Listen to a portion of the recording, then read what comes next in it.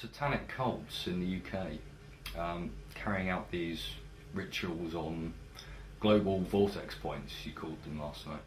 Can you just elaborate on that, give us some examples, possibly tell us where in the UK this type of thing happens? Well, the next thing on from the connections between religion and secret societies and the gods that they worship is Satanism, because that's just another arm of this.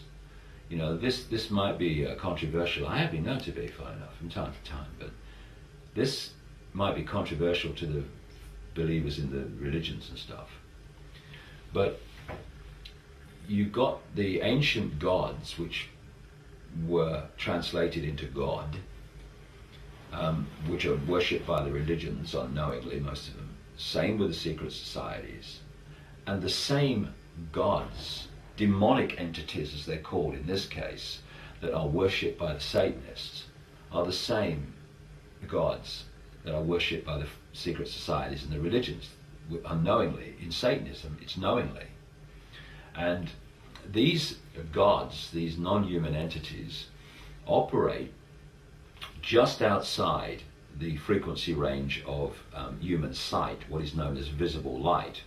It's so important for people to understand that when they look through their eyes, they're not seeing everything that exists in the space they're looking at, we call space anyway. They're looking at merely a tiny frequency range that our five senses can access. It's like a television station, it's like a holographic television station. And it's sharing the same space as all the other realities, what, you know, increasingly the cutting edge of mainstream science are calling parallel universes. And so, in the same space that I'm sitting now are all the television and radio stations broadcasting to London. I can't see them, they can't see each other. There's a wireless internet in this room now, but we're not aware of it. But you get a computer and you tune it into that wireless internet, suddenly out of the ether, out of where, comes the internet on your computer screen.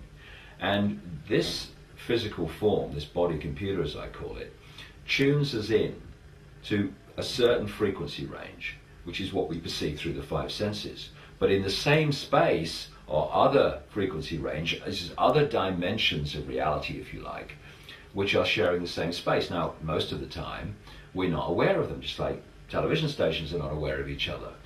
But of course, in a situation where you might tune into a radio station and it's very, very close to another station, you get interference where the two radio stations interact with each other. And that's what can happen with these realities, where there's another reality that's really, really close to us on the frequency scale. They can actually be a crossing over between the two. And in satanic ritual, one of the reasons they do it, one of them, is to create an energy environment through the way the ritual is conducted, which allows like a vibrational window or doorway to open, which allows these entities to enter the ritual. I've talked to endless people around the world who've seen this, actually experienced it. Suddenly this seriously horrible, often, entity, a looking entity, appears in the so-called magic circle, which is a vibrational field. That's what it is.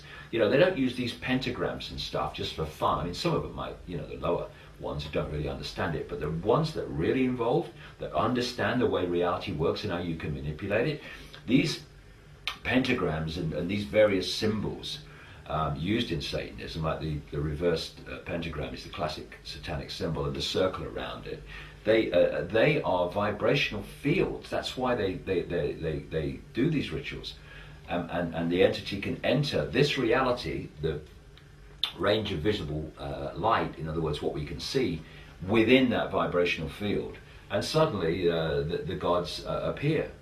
And these gods, as they're perceived, feed off human energy. They feed off low vibrational human energy, low vibrational emotional energy, all round based on fear, stress, hatred, guilt, all these things, these low vibrational emotions. And another way they feed off human energy is by human sacrifice. What they do in the sacrifice is they'll have the victim, and they go through this ritual, and they build up the ritual to gain maximum terror from the victim. So now there's a tremendous energy, not just of fear, but of absolute terror. And then at the point of sacrifice, that energy is released massively. And these gods that are operating just outside human sight feed off that energy, because that terror, that low vibrational energy, represents the energy field that they are vibrating to. And therefore they can absorb that energy. They can't absorb the higher dimensional energies. They have to have low vibrational energies. Look at society. It's structured to create massive fear, stress, all these things from the population. And it's feeding these, quote, gods. The other thing that happens in these rituals from the human level, physical level participants, is that there is a point where the victim is in a state of such extreme terror that a certain adrenaline enters the bloodstream. It's not even a normal adrenaline that comes from danger. It's an adrenaline that comes from sheer unbridled terror, and that enters the bloodstream at the point of sacrifice. And then these sick people drink the blood because it's got that adrenaline in it, and it gives them this rush. What shocked me when I started to understand this and investigate this was the scale of it. The scale is astonishing. And there's people in America who've been involved in their careers in things like the FBI who've been investigating it in America. And one of them said, it is on such a scale, Satanism, that if you have a reasonably wide circle of friends, associates and acquaintances, you will know a Satanist who's involved in this stuff.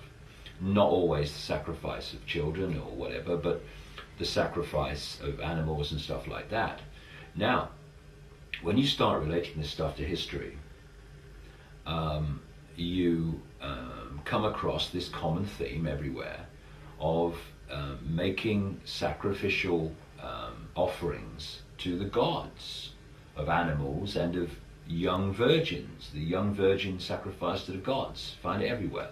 Of course, in places like the Aztec period in Central America, they were doing it bloody en masse, thousands of sacrifices. And what was that? It was merely what is happening today. There is a change in the energy field when you pass through puberty, and there's a change in the energy field when you start sexual activity. These gods want the energy before that change takes place. I mean, they'll have it afterwards, but it's like what they're really looking for is pubescent, pre-sexual activity energy. That's why they want children. That's why you had the young virgin sacrifice. They were kids. That's why they do it today, for this very reason. And there are certain points where there are vortexes within the Earth energy field. And these vortexes, as they spin, they're basically places where the connection between this dimension and other dimensions is much thinner, much closer, because of the nature of the vortex. It's basically spinning two dimensions together, in effect. And so if you do the rituals on these vortexes, then it is much easier energetically to manifest and bring out these gods into manifestation.